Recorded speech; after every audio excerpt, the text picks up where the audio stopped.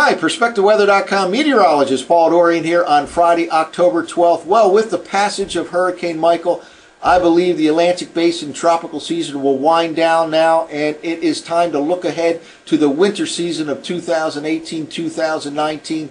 First of all, let me say right up front here, I believe it'll be a cold and snowy winter in much of the eastern half of the nation.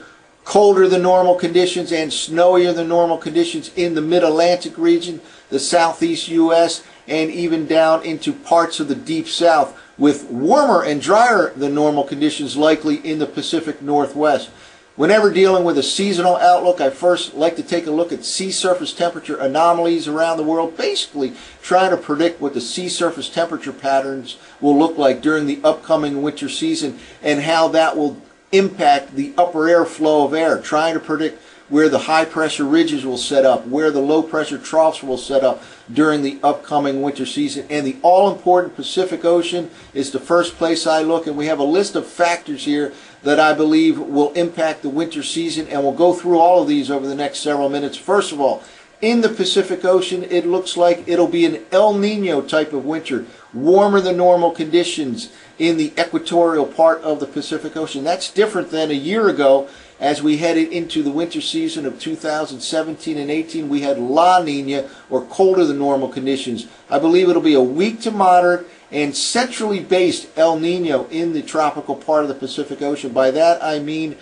temperatures will be higher relative to normal in the center of the Pacific Ocean as compared to the east. Also, there is a warm blob of water tucked in just to the south of Alaska's southern coastline, and that warmer than normal water looks like it'll stay in the North Pacific right through the upcoming winter season. Well, I certainly like to take a look at solar cycles all year round, but even in the winter season, I certainly want to focus in on the current solar cycle and the fact that it looks like we'll have low solar activity. We'll talk about that over the next several minutes. Low solar activity tends to favor high latitude blocking. That is a phrase you'll hear a lot from me during the upcoming winter season, and we'll go into that over the next few minutes. I also like to look at the snowpack around the northern hemisphere as we progress through the fall season into the winter, looking back at some winters in the years past that has somewhat similar conditions to this winter season to give us a clue as to what we could expect. Also, I want to talk about the soil moisture. Very high levels of soil moisture right now in the eastern half of the nation. We've had a very rainy pattern for several months in many parts of the eastern and central U.S. Well, let's start off by looking at the current sea surface temperature anomalies around the world. One area that jumps out at you right off the bat is this warmer than normal blob of water south of Alaska. This actually appeared during a couple of winters in the middle part of this decade. I believe the winters of 2013-14 and 14-15 featured warmer than normal conditions in the North Pacific. Also, here we go with the beginnings of El Nino, and again I believe it'll be a centrally based El Nino. This is the equator line right here, the 0 degree latitude line here, and a centrally based El Nino as compared to an eastern base. And the location is critical. We tend to have colder winters in the central and eastern U.S. when there is a centrally based El Nino as compared with an eastern based El Nino. We'll focus in on that over the next several minutes as well. But this is the current look at the sea surface temperature pattern. Another important thing to point out, warmer than normal conditions in the western Atlantic and the Gulf of Mexico. Well, those were the current sea surface temperature anomalies. Let's now try to look into the forecast for the upcoming winter season, December, January, and February, for example. This is a compilation of numerous computer forecast models, statistical and dynamical, different approaches. One is based on statistics, one uses current conditions. This right here is the December, January time frame for the prediction of El Nino. Anything above this neutral line here represents El Nino conditions, and the consensus is for a weak to moderate El Nino. Probably 1.5 to 2 certainly would make up a strong El Nino, but this is more like Weak to moderate El Nino. Again, the green line is the consensus here of all these computer forecast models. So for the upcoming winter season, I have high confidence in predicting a weak to moderate El Nino, backed up by all of these dynamical and statistical computer forecast models. Now, in terms of forecast for location of this important area out in the Pacific Ocean for the El Nino, this is the forecast map for the sea surface temperature anomalies for December, January, and February from NOAA's Climate Forecasting, CFS version 2 model. NOAA has some synoptic day-to-day type models, the GFS, for example, the NAM. It also has a climate model called the CFS. This is the forecast map for the winter season of the sea surface temperature anomalies. First of all, El Nino, certainly in the equatorial part of the Pacific. This is the equator right here, and again, based in the central part of the Pacific Ocean. Also, confirmation that that northern Pacific blob of warm water will stick around right through the upcoming winter season. And notice here, not only warmer than normal out in the Pacific Ocean, but also along the western part of the Atlantic, the Gulf of Mexico region. Basically, you get an activated southern branch of the jet stream whenever you have an El Nino. There's basically two kinds of jet streams to deal with in the wintertime: a polar jet, or the northern branch of the jet stream that pulls in colder air into the central and eastern U.S., and the subtropical or southern branch of the jet stream that pushes in moisture and contributes to the formation of storms in the southern and eastern U.S., for example. Whenever you have warmer than normal ocean temperatures, that tends to release gases into the atmosphere, including water vapor. So with warmer than normal conditions, you can expect to see an increase in water vapor compared to normal. And that tends to activate or energize the southern branch of the jet stream. And with warmer than normal conditions here and here, you can envision a southern branch of the jet stream that is quite active. And indeed, I expect a stormy pattern this winter, an enhanced chance of coastal storms, for example. Last winter we had very few, if any, true coastal storms, and that's kind of typical for La Nina conditions. But with El Nino, especially based in the center part of the ocean, the Pacific Ocean, we have a much greater chance of this winter of coastal storms along the East Coast, and that usually favors the likelihood of higher snow totals in the big cities, as long as you have some sustained cold air. And we'll talk about the high prospects for sustained cold air over the next couple of minutes. And again, this area of warm water in the northern Pacific acts to pump up the ridge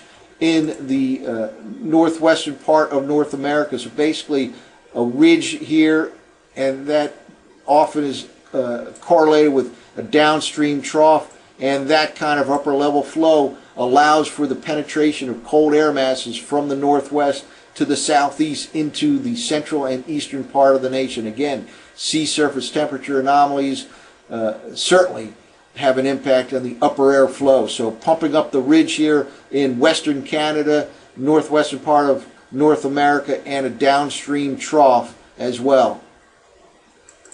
Well, just to get some confirmation of that prediction here by NOAA's CFS model, I also want to take a look at Japanese model called the JAMSTEC, and I've used this model for several years. I have some high confidence in this particular model. I'm basically saying the same thing as the NOAA CFS model in terms of sea surface temperature anomalies for the upcoming winter season. First of all, warmer than normal conditions up here in the northern part of the Pacific Ocean, and an El Nino, a lot different than a year ago. And again, a centrally based El Nino with higher temperatures relative to normal, basically concentrated out in the middle of the Pacific as compared to just off the west coast of South America, which lies here. So certainly confirmation for these kind of patterns in the Pacific Ocean. Also warmer than normal conditions basically over the Gulf of Mexico and the western part of the Atlantic Ocean. Well, let me now talk about an important publication that came out about 6 years ago or so that has a lot of detailed information on the impact of El Nino on wintertime temperatures in the U.S. And by the way, all these maps and plots and tables I go through during this video discussion are right there on the posting on the weather website, so certainly can go back and look at all of these. And I try to source everything I talk about, including this particular table and the next graph I'll show, come from a publication that I source. And again, it's got some interesting information about the impact of a central Pacific El Nino as compared to an eastern Pacific. And again, I expect central Pacific for this coming winter season. This is a listing. The authors of this publication went back all the way to the 1950s, separated out the El Ninos into EP, or Eastern Pacific, and CP, Central Pacific, going back to the 1950s. And now let me show this graph here. I'll just scroll down here on the actual posting. And this is an important graph here that I want to point out. And this is my expectation for the winter season. What the authors did here for this particular publication was to compile the data for centrally based El Ninos. And sometimes it's referred to, by the way, as a Madoki type of El Nino. Madoki is a Japanese word that means similar but different. It's basically a similar El Nino to an eastern based, but slightly different in that the temperatures are higher relative to normal in the center part of the Pacific as compared to the eastern part of the Pacific.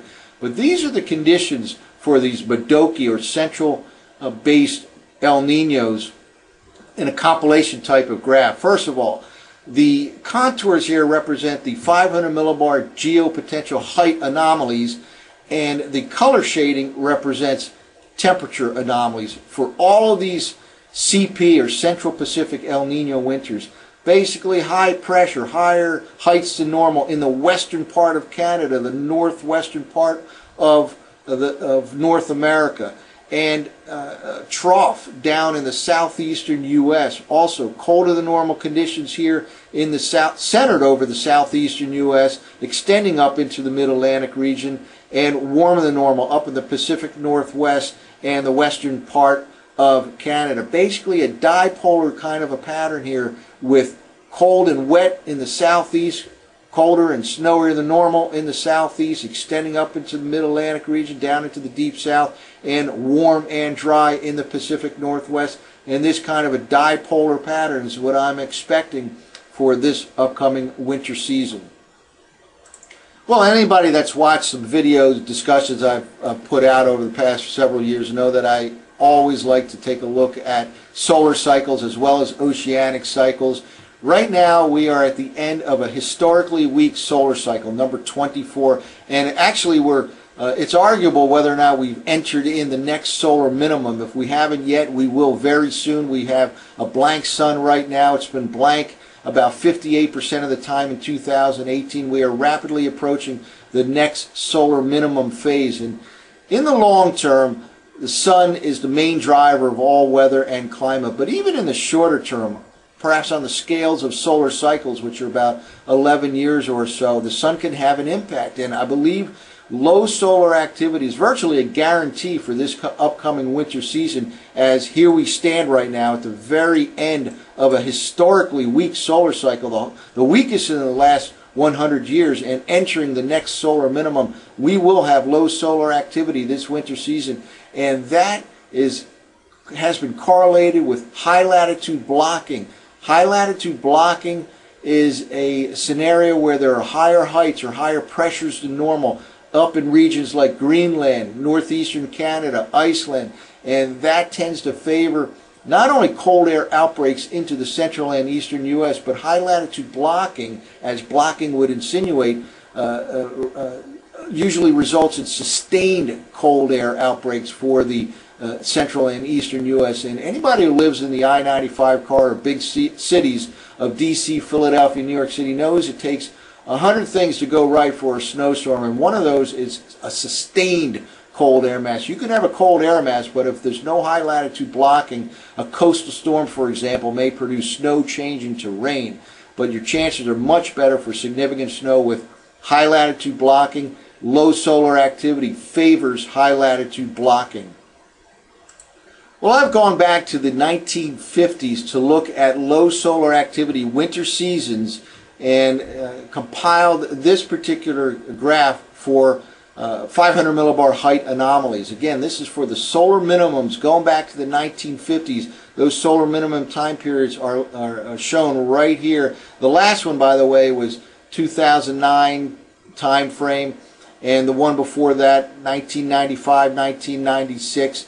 And there's a clear signal here, a very interesting clear signal right in this region here of higher than normal heights centered over Greenland, Iceland, even the northeastern part of Canada. This is your high latitude blocking with associated with low solar activity winter season. This is, by the way, for the January to March time frame. So certainly low solar activity, such as those during solar minimum phases, often correlated with frequent high latitude blocking events, and that's what I expect this winter season. That allows for sustained cold air outbreaks into the central and eastern U.S., which of course in turn favors snowier than normal conditions for the central and eastern U.S. So a clear signal here in these solar minimum years. By the way, the last solar minimum year of about 2009, 2010 was a gangbuster winter for snow. One of the snowiest ever, I think, in places like Washington, D.C.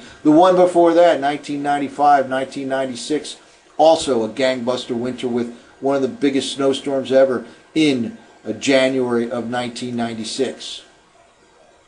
Well, let's now talk about the snowpack in the northern hemisphere as we progress through the fall season into the winter season. A couple of reasons I like to take a look at the snowpack this time of the year. First of all, the way cold air masses develop this time of the year is basically you have air sitting on top of snow, and as the nights grow longer and longer, that air mass tends to get colder and denser and deeper cold air mass. And the more snow you have going into this time of the year, the more likely you'll develop colder and colder and denser cold air masses in the cold air source regions of northern Canada, Alaska, Greenland, even across the pole in Siberia, for example. Now, just because you have a lot of cold air up north doesn't guarantee anything in the eastern U.S., for example. Those cold air masses could drop into the western U.S. or could go across the pole into Asia or Europe, but that's why we try to come up with an idea about the upper air pattern. And with ridging in the western part of Canada, troughiness in the east, that cold air should come down in the center and eastern part of the U.S. during the upcoming winter season. Now, at the end of September, the beginning part of October, not only did we have higher than normal snowpack across the northern hemisphere as a whole, but this particular season it was ranked 9th snowiest out of the last 50 years. This data, by the way, from Rutgers Snow Lab, and I sourced that on the weather website posting as well. So again, going into the month of October, a lot of snow relative to normal across the northern hemisphere. By the way, the trend is upward in the northern hemisphere in terms of wintertime snow extent. This is a slow uptick over the last several decades in terms of northern hemisphere snow extent this time of the year going into the winter season. And in fact, of interest, a lot of the snowiest winters in the northern hemisphere have occurred over the last decade or two. Now, if you focus in on the North America, the previous table was for the northern hemisphere. North America not only was well above normal in terms of snow extent at the end of September, but it was actually ranked number 1, the snowiest for the last 50 years, according to Rutgers Snow Lab. So a lot of snow out there as we began the month of October. Now, a second reason to look at snowpack going into this time of the year is there are some theories out there, some empirical observations back up these theories, by the way, that if you have a healthy snowpack in a place like Siberia, especially an expanding snowpack during the month of October, that often is correlated with high latitude blocking scenarios. So not only does snowpack this time of the year impact the development of cold air masses in cold air source regions, but studies have shown by people like Dr. Judah Cohen and AER Incorporated, Siberian snowpack can have an impact, is often associated with higher than normal amounts of high latitude blocking if that snowpack is high and increasing during the month of October? Well, I would say it's a fairly bullish signal for high latitude blocking based on what has happened over the past couple of weeks. We're flickering back from late September to a couple of days ago across Asia here, Siberian, this region right here. Certainly an increase in snow cover, and all computer forecast models suggest some significant snow over the next couple of weeks, especially in this region right here. So I believe in general this is a fairly bullish sign that snowpack is increasing noticeably in October in Siberia, and that tends to be correlated with high latitude blocking events during the subsequent winter months. Well, now let's take a look at some analog years. I went back in time all the way back to the middle part of last century, tried to find winter seasons that featured a weak to moderate El Nino, that featured a central-based El Nino, and also featured low solar activity. That's one of the safest bets for this upcoming winter season, is that we'll have low solar activity. This is the temperature anomaly pattern compiled for all of those analog years, and I found 7 of them that are listed above right here that again feature those El Nino conditions and the low solar activity and colder than normal conditions throughout the eastern half of the nation, and warmer than normal up here in the Pacific Northwest. Very similar to that dipolar pattern we talked about earlier, with warm and dry conditions, in this case warm conditions centered over the Pacific Northwest, and cold conditions centered over the southeast U.S., extending all the way up into the mid-Atlantic region. So again, this is giving me high confidence in that dipolar pattern with colder than normal in much of the eastern half of the nation. Now let's take a look at the precipitation anomalies for these analog years. And here it is, the precipitation anomaly compilation for those 7 analog winter seasons. And the one thing that jumps out at me is look at these higher than normal conditions here for all of these years right along the eastern seaboard. And again, I think this is kind of going along with that idea we talked about earlier with the activated or energized southern branch of the jet stream. We have a better chance of coastal storms this winter season, the type of storm track that could bring lows across the southern U.S. or even the Gulf of Mexico, and then right up the eastern seaboard, seems to be reflected here with higher than normal precipitation amounts that went along with those colder than normal conditions. So this is liable to have been a lot of snow in these particular seasons, and for the western half of the nation, near normal to in some cases below normal precipitation amounts. But again, this is kind of confirmation of what a Modoki El Nino does in terms of the increased chance for colder conditions in the eastern half of the nation, and a trough setting up in the eastern U.S. that allows for coastal storms, for example, and leading to snowier than normal conditions in much of the eastern half of the nation. Well, one final factor I'd like to talk about is soil moisture. This is a soil moisture anomaly map at the end of September as we began the month of October.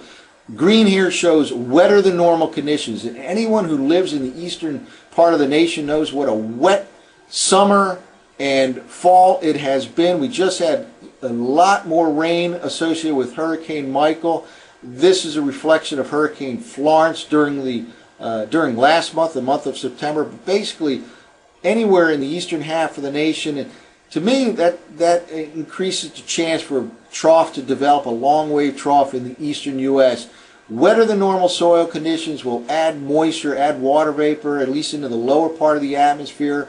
Higher humidity levels in the lower part of the atmosphere correlated with less dense air, lower pressure, and all of this can result in an increased chance for a trough in the eastern half of the nation. So again, soil moisture, certainly the pattern we've had over the last several months here in the eastern half of the nation, it looks like it's continuing right through October as well, favors the likelihood for an eastern U.S. trough during the upcoming winter season.